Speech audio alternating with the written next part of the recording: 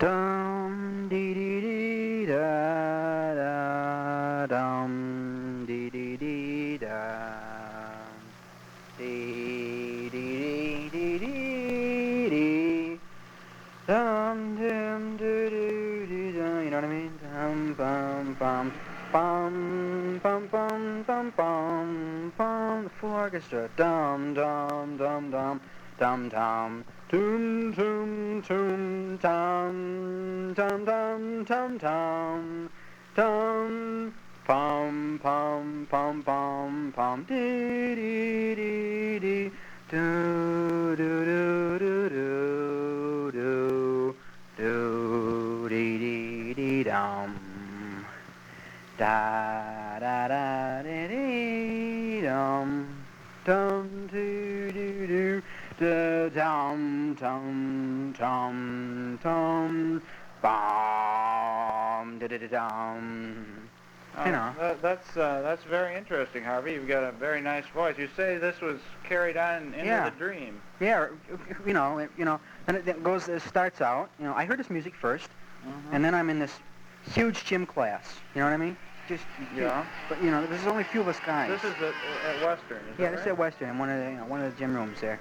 And it was just a few other guys, you know, a couple of them were playing basketball, but I was with this track team. We were Did running. you know any of the fellows that you were... No, I've never seen them before in my life. I've only been to that class maybe once. Yeah. And none of these guys in my dream looked familiar. But we were just running around this gym room. And I had this crazy striped jersey on. All these other guys, you know, they were wearing a normal thing, but here I am in this crazy striped jersey. It's really bad, you know, it kind of upsets me. You felt out of place then? Yeah, you know, stuck out like a sore thumb, you know. And what happened then? Well, we just kept running around this gym, and you know, somebody told us to run as fast as we can. But these guys weren't going anywhere. We just started trotting around, you know, jogging like. So I decide that something is telling me that I have to get out. You know, I can't stay there any longer. You didn't want to stay running with this group of people? No, I you know, something said, you know, you're late. You got to go somewhere. You know, so you get out. So I ran out the door. You know. You left the gym? I left them. You know, they're running back there, and I left them. And then what happened? Well, I ran out onto the street, and I started running up the sidewalk there on Dormitory Drive, something like that. Now, let me get this straight. Was a crowd of people still with you as you ran out? No, I was all alone in this crazy striped jersey. I was just running up the sidewalk, you know. And you say you were all alone? Is that there was no one else around? No one else outside. A couple cars went by once in a while, but you know, I expect more students to be out there because, you know, even in spring semester when I started, which was, you know, 2 weeks ago or something like that, 2 or 3 weeks ago I've been there, and even there were even people then, but now there was nobody. You know, I looked like I was alone. I remember a couple of people, but I can't remember their faces. How did you feel standing there in the gym suit? You say a striped gym suit? Well, I was running constantly. I was just standing there. You know, I was running, and well, part of the time, that's a weird part about it. You know, part of the time I'm running as fast as I can. Yeah. I'm not getting anywhere though. You know. Yeah. In this gym suit, this crazy striped jersey, and let's see, all alone. You know, down West Michigan. Yeah. Up West Michigan, constantly climbing and running. And part of the time I'm in my regular street clothes. And then, You're dressed normally as you would be in a class. Yeah, but you know, it's only. And when I'm in my street clothes, it's very hot. The sun is shining. Otherwise, whenever I see myself running in my gym clothes, it's kind of cool. And there's a gentle breeze blowing. You know, and I'm content for that moment. But then when I'm in my street clothes, and I got these hot clodhopper shoes that Mom bought me, you know, last Christmas. Right. And she said, "I wear them. They're good. You're doing some good, you know." And it's hot. It's really hot. And there I'm constantly running. I'm all alone. And I cut across the corner, and I'm heading down towards Brown Hall, I think it was. That's on Western campus? Yeah, that's right. It's for the English department. Yeah. And I got this English class. And now I know why I'm running. Now it comes to me. And I just can't seem to get there, you know. You're running, you know you're late for class. You know you're going to be late. You know you're going to walk in and you're going to be embarrassed. You know. And I'm constantly, you know, running. And I make it to the promenade, and the sun is beating down, you know, it's really hot. And I passed a girl. She looked awfully familiar. You know, I can't tell who she was. I had to go. I couldn't stop to talk to her. You know, there's no time to stop to talk to anybody. How did that make you feel, not being able to talk to her? Wow, you know, that just turns me off, you know. I suppose sometime, you know, I got to do these things. I got to go to class, you know. Mother says, you know, go to class. My dad, he went to college. Just go to class. If you got to run, run. He ran, you know, he gives you the whole thing about, you know, I ran class to class. You know, he was at University of Michigan, you know, and he ran from class to class. And maybe that's what my dreams trying to tell me. Was he at all disappointed that you went to Western when he was going to... No, not at all. It was my choice, you know. That's one of the great things about it. Well, anyway, I make it to Brown Hall, you know. I went inside, and I'm going up these flights of stairs, and I'm constantly on the wrong floor, it seems. Then I come to a blank wall, and there's nothing there to go, so I go through this door, you know. Yeah. And I'm running down this totally deserted hallway.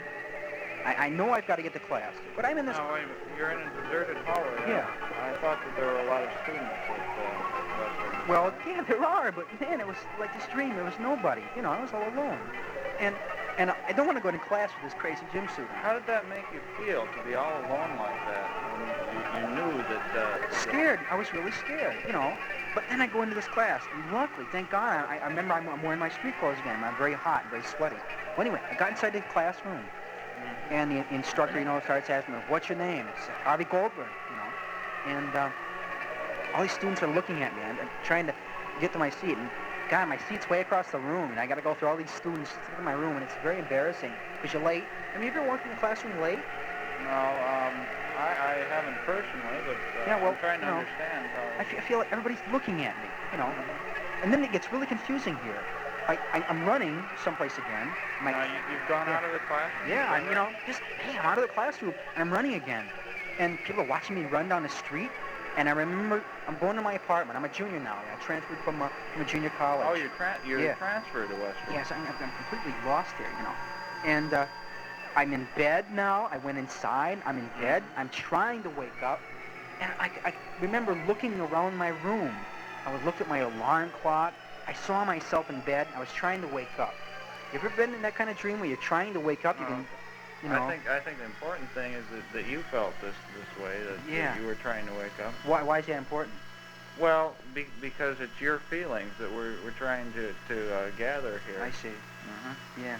Well, what else did you see in your room? I mean, what did you feel about it? Everything that I got in my room. I got this the Rippling poster I like. You know, it's on my door. I remember looking at that. I remember looking outside and the sun was coming through. You're very conscious of everything in your room. Everything was very crisp. You know, my ironing board. I throw my old jersey. You know, and my brother goes to Notre Dame. You know, he's got this jersey he gave me. Yeah, it's really far out. And there's this letter from Mom. I keep hearing Mom's voice. Wake up, Harvey. Wake up. You know. And I'm trying to wake up. Wow. I understand your relationship with your mother is somewhat strained. Well, I don't know. She just doesn't understand me. You know, cut your hair. Why are you growing a dumb mustache? You know, gee, you look like you look like a subversive. I'm not subversive. I'm just a student. You know, trying to do what I'm trying to learn. And well, anyway, I can remember tossing and turning. I'm trying to wake up. I can't wake up though. You know. Somebody telling me, Harvey, get up. I hear my girlfriend's voice, Maggie. She lives in Rolling Meadows, Illinois, you know, where I'm from. And finally... Do you think this could have any connection with the fact that you don't want to get up, you don't want to face going to class? You know? Yeah, wow, I guess it could. Because, you know, my alarm clock goes off and it sounds like a cannon. It doesn't ring, it goes kaboom, you know. And I remember smacking it off and I'm getting up and something keeps telling me, get dressed. You know, you got to get dressed. You got to move. You feel compelled to do this even though you really don't want to. Yeah, right. You know, things are being forced upon me, and I know I should slow down. You know, I know I should flow along with everything, but I'm constantly trying to push forward. You know, get dressed. I'm not even fully dressed. You know, and I'm going out the door. It seems. You know, you just sort of pick up your things and go out. You know, you've got to be somewhere. You've got a class. You know, to hell with whether you look good or not. But then I'm back home again. I live in a suburb, Rolling Meadows, Illinois, you know. And I'm going out in this field. It's very sunny, very warm. There is a field near where I live, you know, right close to my house. You feel warm. You feel yes, very, very warm. You feel more at ease here than yeah, it's kind of nice, you know. I feel like all of a sudden I'm breaking away from this in this stereotype idealism that my parents have given me, living in the suburb, and I feel like I'm, kind of ripping myself away from it, and I'm running, and the woods is getting thicker, and the field is getting. But it's interesting that you're still running. You still are running. No, man, that's the hard part about it. Like I'm still scared of something, paranoid of something, and. Do you have any idea what that something could be? Well, there's some other parts in the dream. There's this, not only all this woods, and this constant running, but there's other things that keep flashing in my mind every once in a while. For instance, what? For instance? Well, there's the things about the war. They keep. There's. I keep seeing the newsreels in Vietnam. And I don't know. My dad says, you're going to college because you want to go to college, but make sure that's what you want to do. You're not just popping out of the draft. He's one of these old guys who believes in the draft. And I keep seeing soldiers. Every once in a while, I see a soldier running, and it's me. I know it's me, but I don't want it to be, and I'm scared that it's going to be me. I don't want to be a soldier. You're eligible for the draft then? Yeah, I'm eligible for the draft. Mm-hmm. Yeah. There's a girl. There's a girl in this field. She's calling my name. Is this your girlfriend? No, it's not my girlfriend. It's some other girl. I've never seen her before, and she's calling at me, and she's running toward me, but we never seem to meet. It's like she's in a different world. I can see her, and yet she's so far away. I guess it's the way the mind works, though, in a dream. But it just goes on and on. Well, and then something really weird happened. Something called me. A huge crowd of people called me. And I remember sitting there and watching this television, and it showed these. It was a news broadcast of Vietnam, and I was alone for a minute, but then I wasn't alone. All these other people were sitting around me. I don't even know who they are. I have no idea. I live with two other guys in the apartment, but they weren't in there. Do you have any close friends at the university? Well, not yet. These two guys I'm living with are pretty neat guys, but I don't have a chance to know. We've only been there about 2 or 3 weeks now, and they're passing around a joint in this dream. Now, Have you, this might be something here. Do you smoke well, see, that's marijuana? The thing. I don't like it. I tried it once, and I don't like it, Yeah. And I've seen too many things happen, How did it make you feel to have this room of people you didn't know and well, they were smoking? It seems to me they were copping out on a lot of things. There was the news on Vietnam was on television. I was very involved in it, and I was drinking a 7-Up. I remember 7-Up. I remember tasting the 7-Up, And everybody's blowing grass, and they're not looking at this news broadcast. These guys are getting killed over in Vietnam, and they're blowing grass, I mean... And that made you feel very uneasy. Yeah. I had to refuse it. They passed a joint. But I don't like... Do you feel hostile toward these people? No, not really. I feel kind of sympathetic sometimes, and I don't understand them, I suppose. I suppose I should get to know them a little better, the people smoke grass and drink a lot. I don't even drink You'd myself. like to understand them. Yeah, I'd like to, because they seem like really nice people, But, I just don't get to know them yet. Maybe I will. I don't know. Well, maybe you could tell me some more about... Well, do you remember anything else about I'm back in the field, and I'm running again. You've gone back into the field. Huh? Yeah, wow. And it's hot. It's so hot. And there's a railroad track. And then all of a sudden, I don't know what this has to do with a railroad track, but things are getting a little bit foggy, and I'm in this messy room at Sanguine. It's where they got all these pop machines and everything. It's one of the lounges. Mm-hmm. And I'm reading something. I know what it is. It's Tolkien. It's a Tolkien novel. Have you ever read the Tolkien novels? I believe I've heard of the Ring trilogy. The Lord of the Rings. Yeah, the trilogy. Yeah, the Ring trilogy. This was the first one. The Lord of the Rings. And wow, I read it, and I'm reading it in this dream. I'm reading it now, and it's really something. And it sort of turns my mind on. It sort of eases my mind, like I can break away.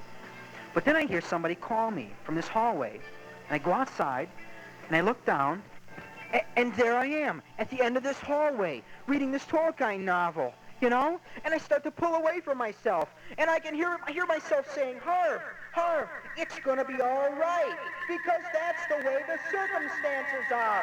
Circumstance.